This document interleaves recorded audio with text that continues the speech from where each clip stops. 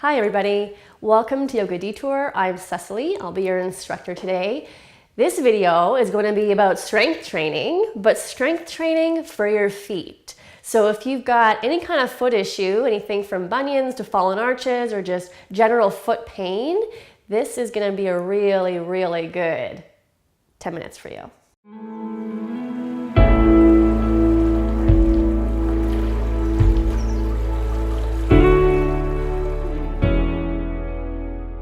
Okay, so before we dive in, there's a few things I want you to make sure that you have on hand.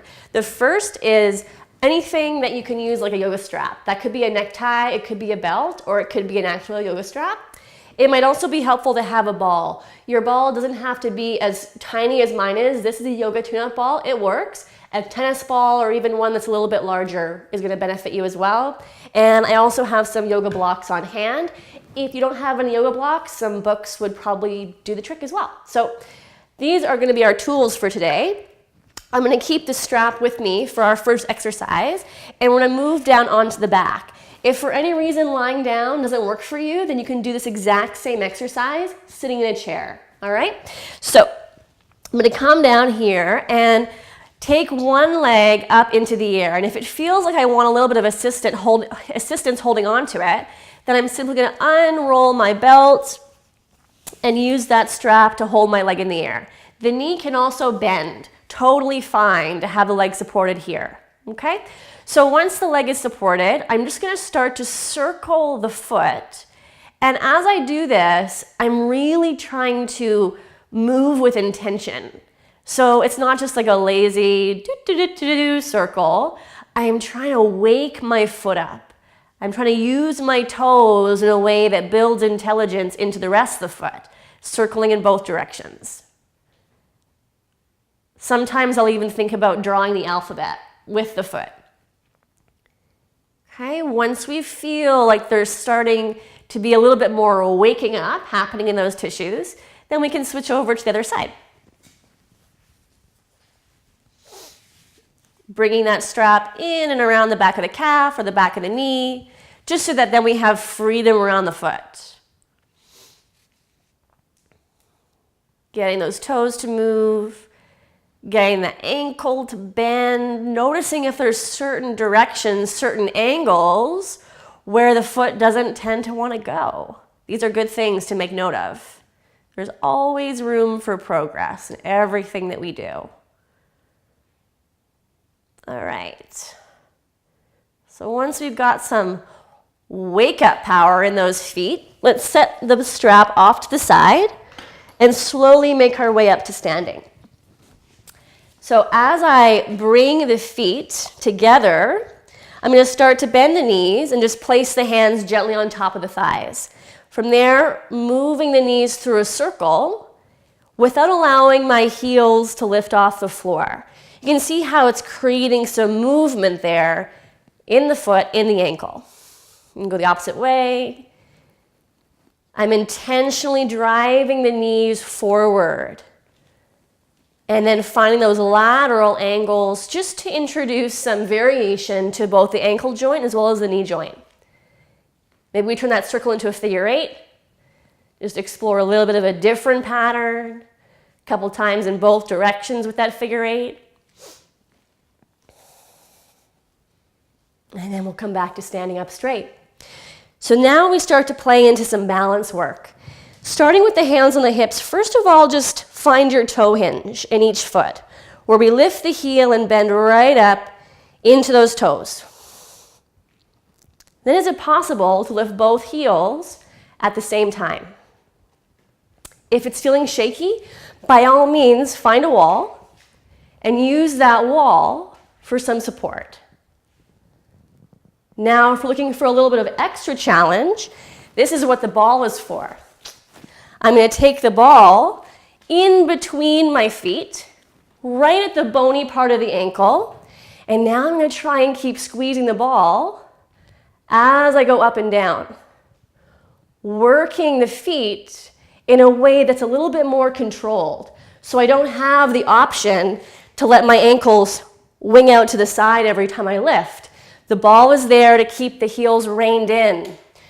When we do those toe lifts, we're going to do any amount of reps, 10, 20, pausing when you need to, maybe for a few sets, just to build up that comfort level in the feet. Okay, and then once we've got the balance feeling fairly good, I'm going to play with a little bit more movement through the rest of the body, rising onto the toes and then lowering down through the knees. Coming back up, oh, there's a little wobble. Re-get the balance, come back down. Maybe limit the range to the point where you still feel stable.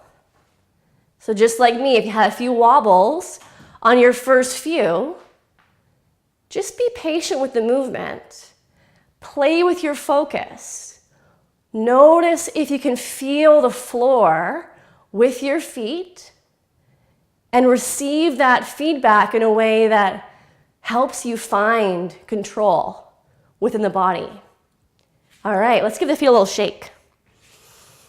Those toe squats can become challenging really quickly, but again, if we can build up to 5 and then 10 and then 15 at a time, you're gonna feel not only your feet and ankles getting stronger, but your knees improving, your thighs getting stronger, the whole lower body really connecting together.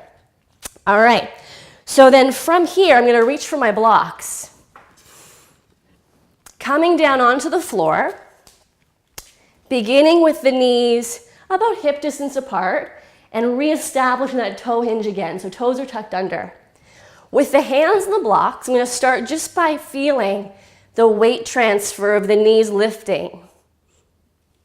See how as the knees lift, the heels start to come down. Eventually, I want to try and bring my blocks back to a point where I can drop the heels. And then I might use the blocks to help the knees come forward. Just doing this a few times, noticing where the range is there in the ankle and in the knees. Eventually, you might get to the point where the blocks aren't necessary and you can use the fingertips instead.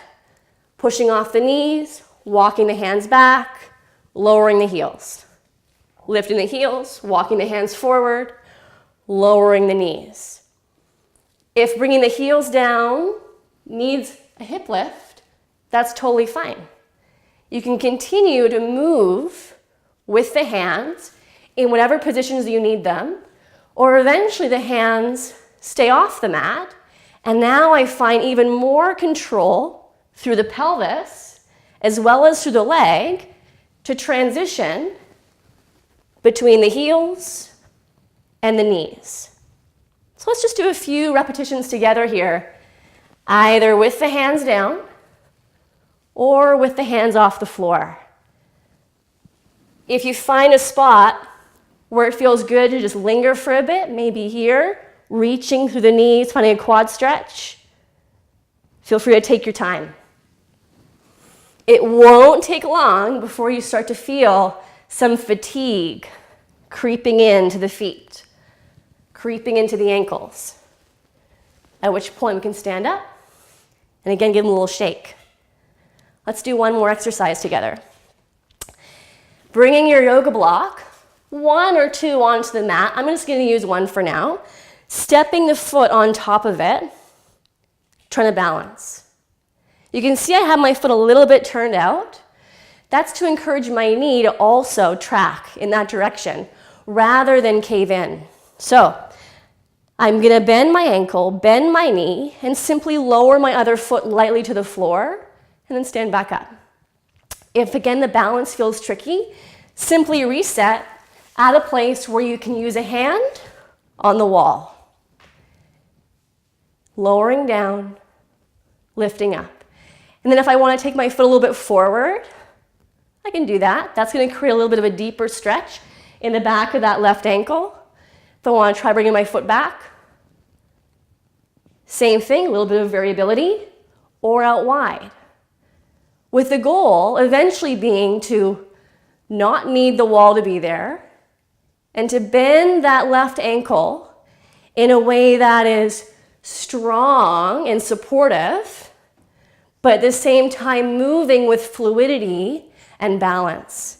I hope that today's strength training for your feet feels like it served you well. Those feet are going to carry you well into the rest of your day. Thanks for joining us. I look forward to following the detour with you again next time.